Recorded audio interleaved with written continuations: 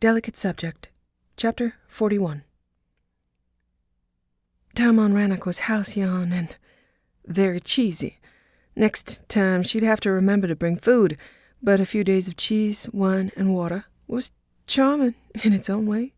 She imagined Tally and Garrus having to endure much worse in the company of the exclusively levo-consuming. They had a few days of peace and companionship, inspiration, and sustaining hope. Rannoch was the most heavily defended planet Jane had encountered. The Geth had spent 300 years defending her from near-constant assault. She made an excellent base. Morden had solidified plans with Paddock, and that was their cue to leave, this time with no talk of abandonment.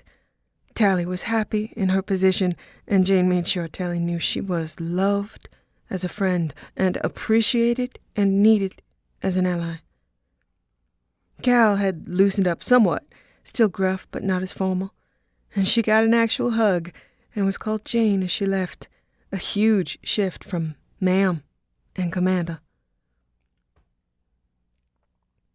It was early evening on Rannoch, but morning ship time when they returned to routine, so she was in for a stim and a long day of briefings. Garrus had come through on Blue Sun's gear. Paddock and Morden had come through on a landing site and a series of security loopholes, glitches, and sabotage that would allow them a brief window in and out. They were headed towards Surkesh, a Vakarian cruiser ready as bait. Paddock had provided codes for authorization to land and leave. They would be impersonating a delivery staff vehicle on arrival and a maintenance crew to exit. The facility was isolated and had high maintenance needs. With Paddock's help, they hoped to be able to get in and out without raising an alarm. They could leave a few cameras accidentally functional to provide incriminating evidence against Blue Suns. This facility was fortunately out of the highly complicated defense of the planet's city centers. This location depended on secrecy and privacy, and it was not linked in with satellite defense or surveillance. Paddock had rigged the computer network with executables they would be able to activate on entry, minimizing the sense of inside job. He would be leaving with them.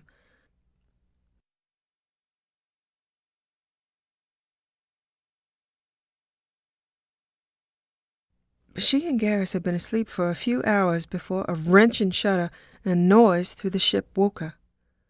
Garrus's arms tightened around her protectively as he looked around the cabin for imminent threat. She bit out, "Edie, what's happening?" Edie relayed the comm to Joka, who said, Thane's home." She was reassured by his tone, but said, "I'm gonna need context."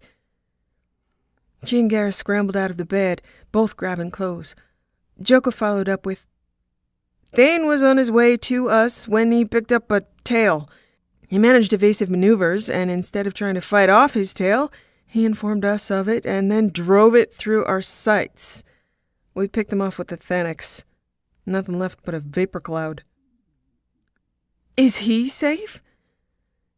"His shuttle's intact, on the way into the bay now, with Jack. Everything's fine. Vapor trail didn't even scratch the paint on the Normandy." "Did you get a good look at what you hit?" "Seemed to be a Vakarian scout ship. Fast.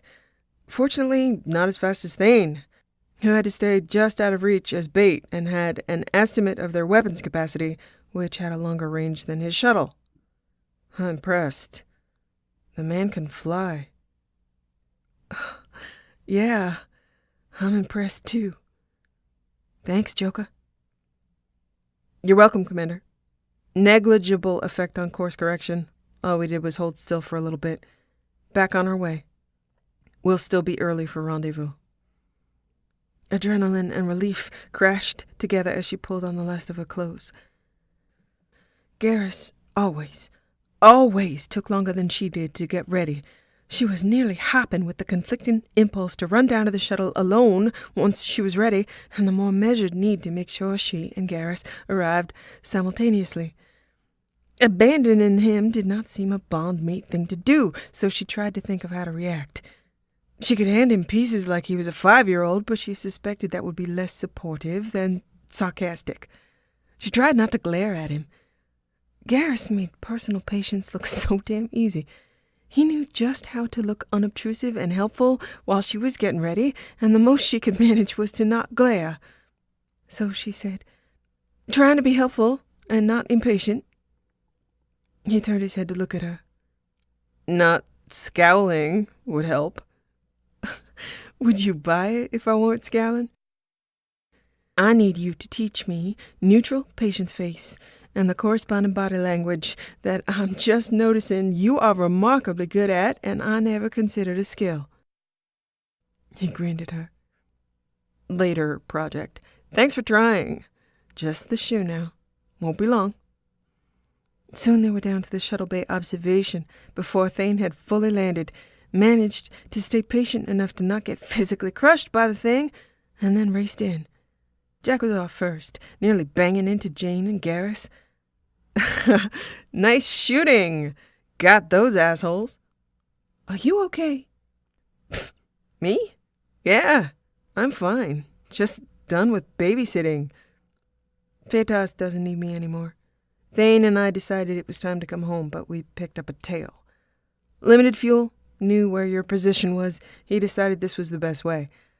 I didn't have an alternate plan, plus I always like seeing things explode." "So everybody else is okay?" "Unless you're talking a Vakarian crew that truly deserved to have a bad day? Yeah. Everything's good. Mission accomplished and shit. Scary drill bait is a go. Get used to feeling sorry for Vakarians." Jack headed off to the medbay. Jane shared a relieved look with Garrus. She stepped onto the shuttlecraft, headed toward the pilot's chair, assuming Thane was finishing up a post-flight checklist. She was yanked off her feet, momentarily disoriented because he was cloaked, a sharp, hard rush of her breath in surprise. She felt him, but saw only the disorienting ripple of a cloak. Invisible or not, each familiar and missed detail of him came to her through her other senses. Venom from his hands on her, the sure strength of his arms coming around her once he let go of her hands to pull her to his chest. The taste of him as his mouth found hers, surreal until she closed her eyes and found him with her arms and hands, pressed her body more tightly to the unseen. Prepared to meet him as Commander Shepard, his sheltered and invisible kiss in the shuttlecraft sent that persona aside as irrelevant, intent on claiming his wristbound. Command and concern slipped away with each stroke of venom from his tongue. She was caught and entranced by his demand and hunger, the scrapes and nips of his teeth on her lips. Any tentative willingness to pull back and allow him to greet Garrus, any reserve of hers, he ignored as a concern and denied as a practice. He demanded she join him where he was, lust and love, passion and possession, encouraging and rewarding her moans with his own sounds of fervor, groans and shortened breath. He kept one arm around her waist, with her off her feet and reliant on his balance. He moved his other hand to the side of her face, her throat, down her back. Thoughts about his mission and well-being fled. Then the ability to think passed beyond her reach, her trembling hands moving to trace along his frill, his cheekbones and brow. Reverie, braided with pyramid in the familiar rush, now stronger with bonding, deprivation, distance, and longing. She poured how much she had missed him into her kiss, gave herself to his support and strength, and followed every longed-for touch of his with her own kisses and strokes until she was bound in the hypnotic spell of relying on his will to set any tone or pace he chose. She knew his language, the grip of his hands, approving, his groans and breath speaking of satisfaction with her response. His hand, tangled in her hair, pulled her head back, deepened the dizziness of the kiss as his arm around her waist limited her breath and blood rushed out of her head from the steep angle. With a dizzy shift, she was in free fall for less than a second as he repositioned her body, arms moving to lift her, pressed her head against his shoulder with a cradling palm. Visible now, his mouth held a curving smile of rapacious hunger, his eyes indulgent and satisfied. He stepped forward and held her out to Garrus, transferring her into his arms. Then Thane pulled Garrus's head down into renewed, demanding greeting as she watched through blurred eyes, hallucinatory aura radiating from them both, the sounds they made translated into color and light, passion, and belonging seeming to swirl like a palpable thing. Thane's body pressed her tighter to Garrus between them. Garrus's arms began to tremble around her. She watched Thane's hands caress Garrus's face as Garrus held still, unable to move, knotted tension in the arms holding her, held in the arch of his bent shoulders. Thane's hands moved along Garrus's mandible, the sensitive hide of the sides of his throat, along the back of his neck at plate edges, along the indentations of his fringe. Her hands moved to rest, one on a drill shoulder and one on a Turian shoulder. Garrus's body transformed, as hers had, from tension and questions to hoarse groans of welcome, all his attention bent toward the kiss. Thane took Garrus's face between his hands and broke the kiss, pressed his forehead to Garrus's crest. His voice was lust-threaded, with echoes of the panting of his partners. "Take her to her cabin in Vesnam, where I wish to find you both as I left you. I must be scanned. The Normandy cannot risk a dangerous man in her commander's bed." Then he was gone, and out of the shuttle. Garrus was undetermined. She understood he would not consider putting her down. Thane would find them as he had left them, and she wasn't about to ask to change that plan. Garrus lifted her higher, kissed the laughter from her lips until she was moaning. And then he said, in echo of his statement when he'd first kissed Thane, "I'm not gonna lie, I'm a little intimidated." She wrapped her arms around his neck. "Me too. You'll protect me, right?" Garrus turned, carrying her out of the shuttle door, saying, "I'm gonna do my damn best. I'm going the right way?" She pointed him toward the elevator. He nodded, squinted a little, and said, "It appears to be violet and breathing fire and steam, but I'm betting it's still an elevator." It was still an elevator, to their exaggerated relief. She said, "We have a lot of news to tell him." In the cabin, he swung her down to her feet and smiled at her, then shredded her shirt open, with talons at her shoulder, across her body down to her waist. "I don't think he wants to talk, Karim." She gasped from the hard press of his mouth against her nipple and said, "What do you think he wants?" Garrus focused on her clothing, which at this point he might see as breathing fire, so she held very still except for the panting she could not help. If he'd wanted to talk, he could have asked me to stake you out on the conference table, which, now that I think about it, we should do someday, but for now. Clothes came off fast, human and Turian, with 6 talons doing the work and human hands clearing shreds and remnants. When he was finished with the clothes, his mouth roamed hungrily over her throat as he said, "The man has been away for a long time, imagining us together, missing us with every realistic, lonely moment he couldn't escape. He was brave and had enough guile to survive, but that is what he did while he was away. He survived. Now he would like to live." She loved the husk and depth of his voice, his hands on her, and the swirl and race of chemistry and emotion in her blood. What would living be, Garrus? Tell me what he wants. Tell me what you want.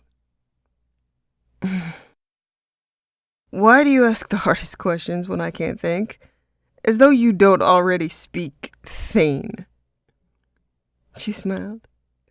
Because I'm evil, and because I love your voice, and because I can't think myself. He shrugged, and she drowned briefly in his searing kiss. I might be ashamed of how much pleasure I get out of watching him turn you in minutes from command to boneless need. If I didn't know that he does it to prove how much he worships you, how much he wants to show me he will worship you properly, and that we all know if he made a false move, you would kick his ass. She hesitated, and his fingers captured her chin, and he turned her eyes to his. I am certain that his false moves were never in my presence. She really could not think, could not wrap her mind around the time Thane had caused pain. It seemed lifetimes ago. She had an odd rush in her heart, a skipped beat, wanting to defend Thane, but knowing she didn't have to. Garrus knew more about her now, but the gaps in sharing her relationship with Thane, and then that relationship in the context of Thane's past, loomed. They were not her secrets alone to tell. Still, she didn't need to deny it, thinking perhaps Garrus also was not as prone to temperament as it seemed. Maybe bonding caused adaptation. Maybe Thane placing her directly in Garrus's protection and direction manifested this way. Garrus's intent expression faded once he saw the acknowledgement in her eyes. He smiled and stroked her cheekbone with the edge of a talon. No need to look so dire. He told me he'd done you harm. He's still alive, proving your forgiveness. He's still in your bed, proving your love. Now, to speak Thane, you have to understand the significance of him kissing you first, of putting you in my arms. That I couldn't walk, and he needed a scan? His face said she was a moron. She agreed, but it was understandable. She said, if you want intelligence, this is not the time, Garrus. What you've got is boneless need. He seemed to adjust his expectations of her appreciating his poetry and accepted her tendency toward prosaic interpretation.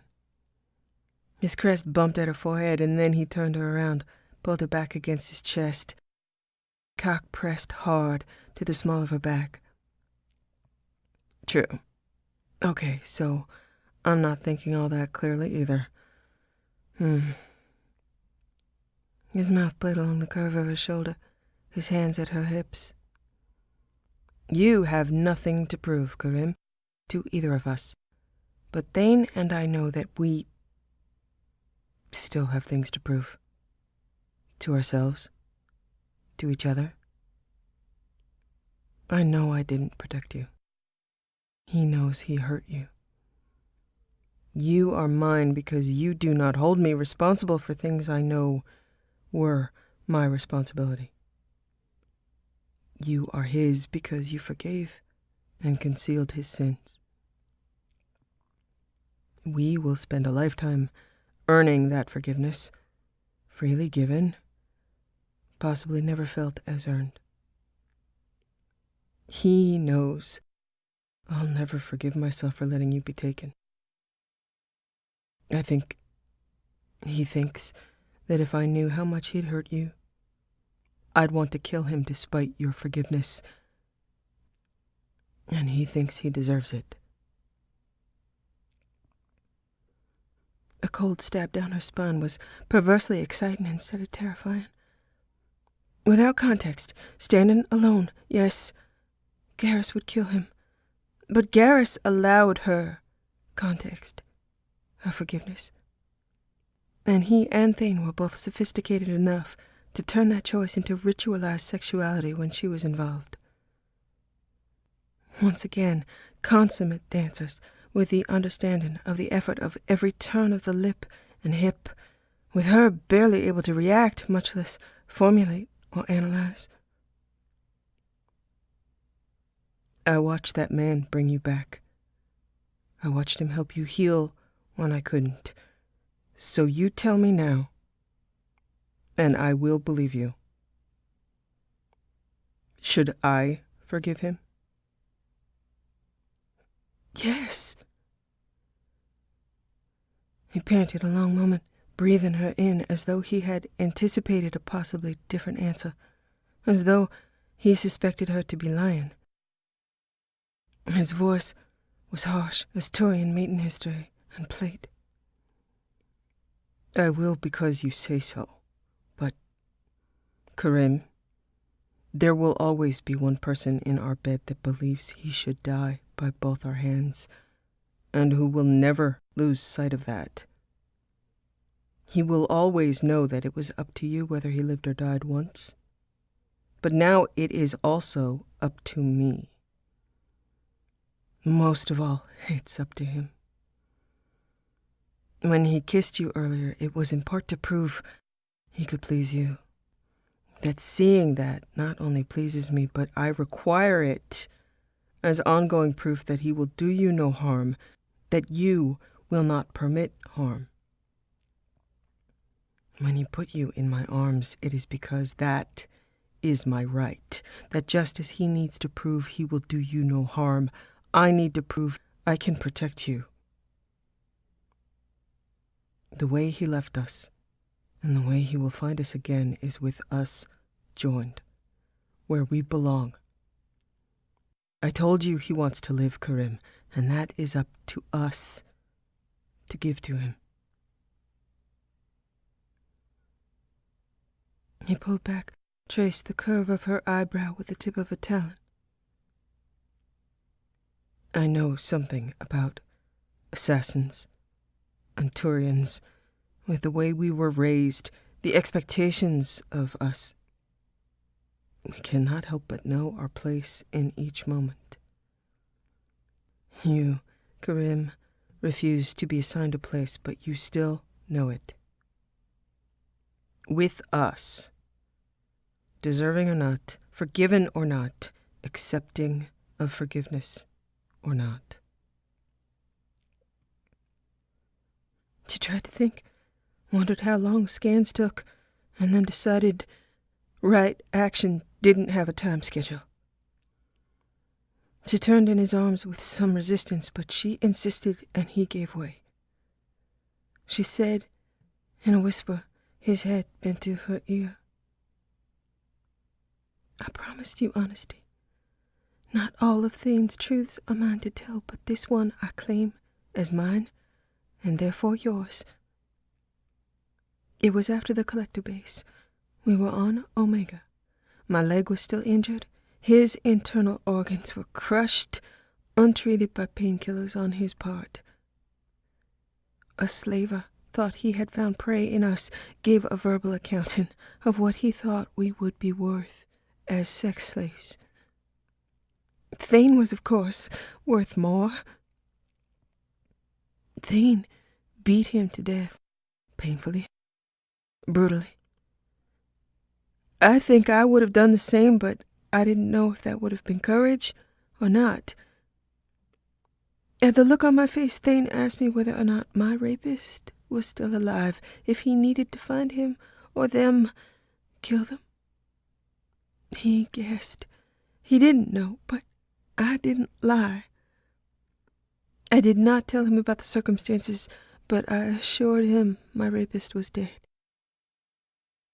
He was angry, provoked, in pain, and he wanted to make it clear that I tolerated far too much in the way of verbal, sexual harassment, that I relied on you and him to take down anybody who spoke to me that way, that I would go cold when I most needed to feel certain levels of pain and not block them out.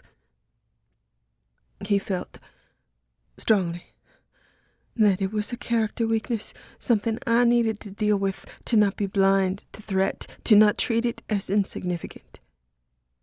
It was directly correlated to his anger and betrayal at having to hold my leg together, how he watched us both near death and didn't want to do it again due to my failure to calculate the necessity of my own pain.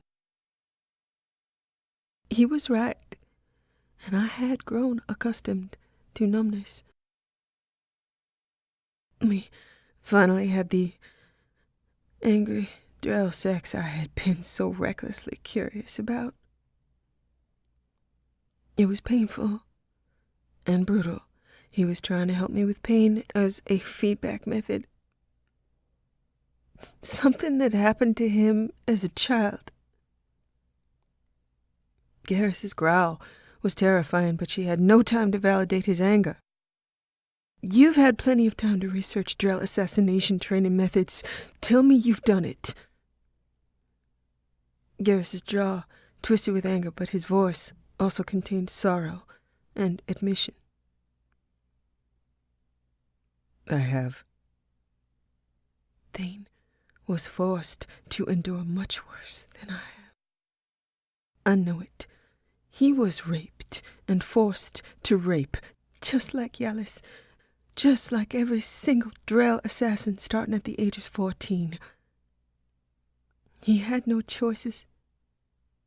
I needed and still need for him to have choices, Garrus, and that includes the right to make mistakes. He made a mistake. A terrible, brutal mistake, but not one worth his life. Not one worth losing him. He was right about my blind spots, but wrong about how to point them out or how to correct them. I let him do something wrong because I had no other path without losing him. I understood the triggering circumstances. I forgave him. You said the proof that I forgave him was that he was still alive, and that is true. I could have killed him. I didn't. Then I was taken. Then he saw every single moment of my captivity, and he did everything he could to spare me from other people knowing. He returned, expecting me to kill him, wanting me to kill him, and having the courage to face me. I spent all that time unable to touch him at all, and he still stood by me, gave me a reason to come back to him, offered his life and death again. His understanding of what I needed to heal. He found a way for me to accept it. I did need him. I still need him.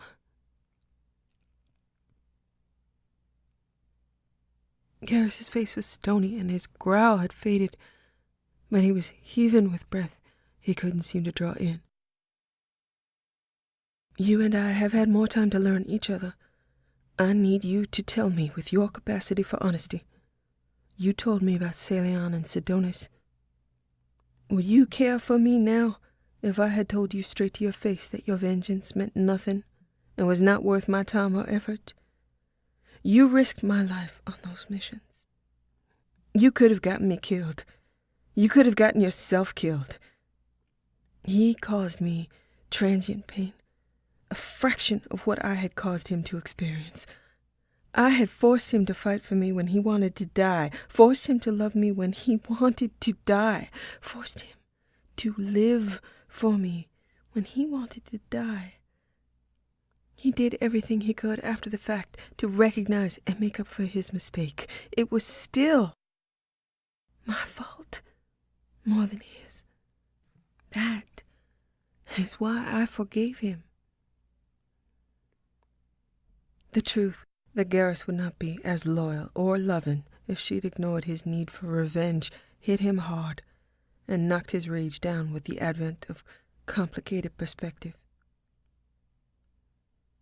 You need to trust me when I tell you that a traumatized and untrusting Drell assassin was and is worth the effort.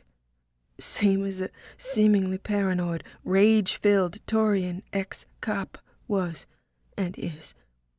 Although you are both destined to believe that it is your job to protect me and make sure no harm comes to me, and I appreciate that. I am the most likely person among the three of us whose decisions are gonna get us all killed. I'm not afraid to take a life. Yalis knew I had the right to kill her and honored that. Thane knew I had the right to kill him and honored that. You need to know that if I desire someone's death for harm they have done to me, I will be the one to do it. You know, and I know, he won't hurt me again. Not like that. Never. He deserves my forgiveness and love. If he's too damn stubborn to accept it, I would still expect you to treat him as forgiven. And you have. And I love you for it.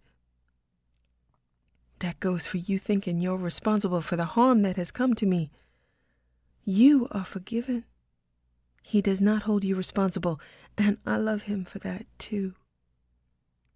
You both forgive me for causing you pain.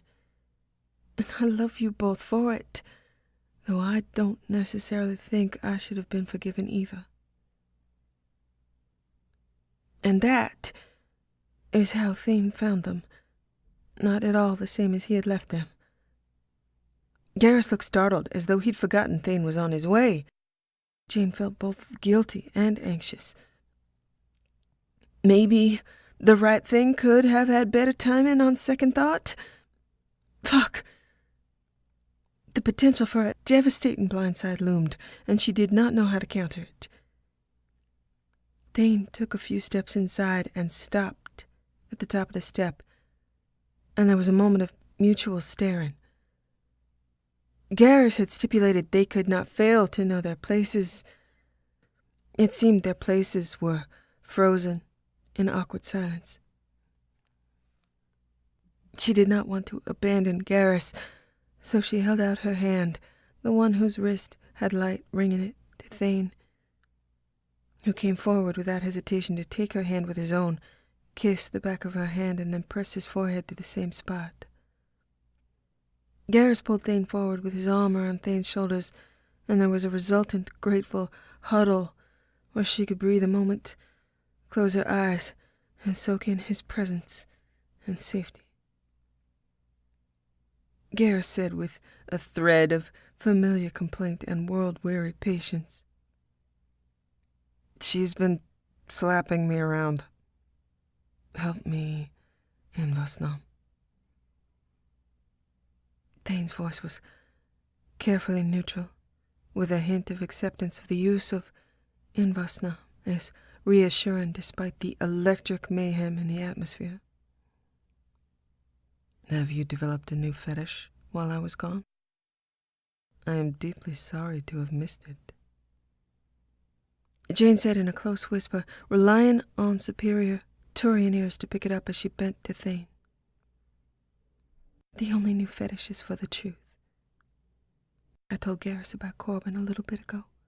I just told him about the slaver on Omega and what happened after. I have promised him honesty. As you know, that can be difficult and damnably inconvenient. I have terrible timing, but now I have to tell you as quickly as possible because I want to get to the touching you more part." Thane's response was a slow smile and leaning in to kiss Jane gently. "Good."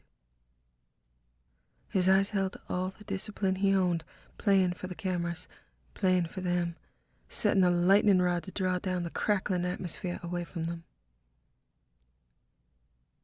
"And the slapping?" "Metaphorically only, best Tyron." Thane turned to Garrus. "I apologize for withholding truths, hers, and mine, and ours. She gave me her truths to guard, and I was the keeper of many that were stolen, some by my blundering fault and arrogance. I am pleased she gave them to you. You will know best what to do with them. My life I place in your hands as I have placed it in hers. It is yours to take or keep. My truths I offer in my open palm, never to close against you. Seemingly not to be outdone on the devotion scale, Garrus said, as your bondmate in Vasnom, and as her bondmate, I have been informed I am not permitted to bring you harm, which is a truth I did not need to be told, but I appreciate the loyalty that prompted it. Morden ran a test on me. I am bonded to what appears to be a dual creature of human and Drell origin. I believe it happened before the collectors. Thane looked shocked, confused, and then overjoyed, all calculation shed from his eyes. I should not be surprised to discover you forged a truth in your body that was the truth of your heart. You have granted me a greater honor than I would have thought possible. You have granted me a treasure beyond my ability to return, and I will seek to earn that right every day of my life. I shall honor the spirit of our bond and bless Palavin in my prayers for delivering me to you, to rest in your keeping. Thane's face rippled. The need for restraint and caution melted away. She saw and heard Senar as he told them both. My mission was a success, but I bear my own truth, and I am more convinced on arrival that I must follow it. I comb my memories often, of you both, and a conversation with Jane echoed in my memory until I could not ignore it. Jane, when I spoke to you of Irika and Koliat, I told you that I abandoned them. I told you I just did my job. I told you I was always away on business. I told you I stayed away too long and my enemies came. I could not stop hearing those words. I knew it was a risk that you would die while I was gone, and that was unbearable on its own, but I realized who my enemies truly were, and that they were not in the past. Distance, coldness, absence. Those things cost me my family before. I will not make the same mistake.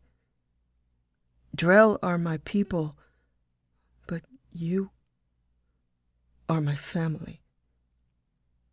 I cannot leave for that much time again. I trust the mission will continue whether or not I am there. It will continue under Farron, Yalis, Fetas, even Koliat now. What you started will be unstoppable, and I am gratified, even glorified to be a part of it. But they no longer need me. I made you a promise, Jane, to not fall to battle sleep again, and to keep it. I know this is where I must be. Please tell me you can understand. You can forgive.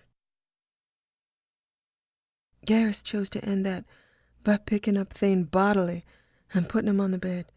Thane laid out flat, and Garrus's body caging him in. Garrus stared down at Thane, his eyes an expression reflecting the effort of absorbing all the shocks of his homecoming. Garrus told him, "You are understood. You are forgiven. You are home. You are loved. Stay. We need you. Thane spared her a short, near desperate glance, and Garrus let him do it long enough for them both to see her smile and nod. Then Garrus kissed Thane, necessary reversal of roles from those in the shuttlecraft. Garrus determined to assure him with his body that he was home, where he would always be welcome, and where a will to remain family and fight together was rewarded. Jane took a moment to be grateful, thrilled, and joyous that her badly timed honesty had triggered a controlled slide of more of the same, and not a disastrous avalanche of blame and anger. She felt she could not possibly love them more or be loved more, but held to the truth that more moments brought more love. She felt her faith rewarded and her fears fade. This was it. This was why. This was who. Though she'd often stepped back to give them time together, she knew now that was not what they would want. Sliding onto the bed next to them was her place and her right, their expectation and not intrusion. She was still slow to not jostle them. Occasional sudden movements resulted in the jab of plate, and that could be unfortunate. She smiled. That and his damn visor really was a menace. She lifted it carefully off Garrus's head to a sideways grunt of thanks. She rested hands again on Turian's shoulder and Drell's shoulder. She gathered some scent from Garrus and slid a line down her body, then gathered more, glided her finger along the overhanging ridge of skin that sheltered the upper curve of Thane's frill, feeling the points along her palm. All three of them breathed in the sense of completion and rightness, unmistakably richer now that she knew of the bond, time having caught up with her until she knew this was something unique, something that spoke to her, spoke of her, and spoke to them, spoke of them, spoke most of possibilities of three together, and even more of conclusions. No distance, no coldness, no absence.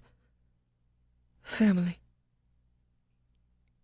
Garrus moved, seized her shoulders, and pulled her partway onto Thane's chest, arranging her until her knees were under her, and she was arched over Thane to kiss him, with Garrus busying himself removing Thane's clothing. Thane's clothing took practice, and Garrus could not just shred them. Well, he could, but Thane's clothes all gave the highly tailored, exotic leather sense of "you cannot afford me" that the man did, so Garrus had developed the finesse required to ease a snake from his skin. He still needed Thane's assistance in pulling back extremities and sucking in breath to allow large Turian hands to keep cloth and man intact, more or less. She was sure there was pain involved, but Thane's vanity would not allow looser tailoring any more than he would allow the seams in his tseni to be let out. Thane kissed her, and she kissed him while Garrus worked around them, easing Thane's arm out first with a few contortions and pauses from mouthplates to appreciate revealed skin. They were all careful until Garrus had removed the entire jacket. Then Thane's thick, muscled arms closed around her, restricting how much she could breathe. One hand pressed to her back to move her closer, one hand in her hair, combing it through his fingers as though to measure the time he had been gone by added length. The scent of them, the feel of Thane's lips, the venom threading through her nerves, through tingles on her lips that built to lightning bolt static in her spine, led to wanting nothing more than to kiss this man, like this, for as long as her breath held. She did not know if Thane did it, or Garrus suggested it with his Roman hands and mouthplates on revealed skin, but with all clothing gone, Thane had her flipped over on her back, hard, textured chest pressed to her breasts, harsh, drawn breath from both of them sliding their skin together. Her hands on his shoulders, Garrus's hands on them, moving Jane's knees back to bend along Thane's flanks, Thane's arms under her back, hands pulling her shoulders to him, allowing no space between their bodies. Garrus's hand guided Thane inside her, scratched his talons down her thighs. Physically, emotionally, and philosophically overwhelmed, she couldn't keep everything in her head at once, like the inability to see simultaneous faces and faces in the optical illusion, unable to integrate the light and shadows, her pattern recognition failing. She was the cold, using bitch that brought death and judgment, who Urem could only relate to by pretending she was not who she was. Thane was the lethal, manipulative liar whose attention it was unwise to draw. Garrus was the eye for an eye, unforgiven deliverer of vengeance. These shadows were deep enough to pull light to them. The event horizons of 3 people coalescing into something new. They did not begin as beings of light, but beings of darkness. The critical mass of joining together, pulling light to them, events rushing in and dictated by them, too dark to feel, too bright to see. Her eyes closed, her mind set loose the concepts of people on separate paths, and it was like the triple, impossible suns tracing the same path in the cathedral. It was like blood on the tongue. It was a synergy that could not be calculated or added, only multiplied. She was incandescence, the last sight before she closed her eyes of trailing light from the bodies of her lovers, her mates. The star crossed and caught.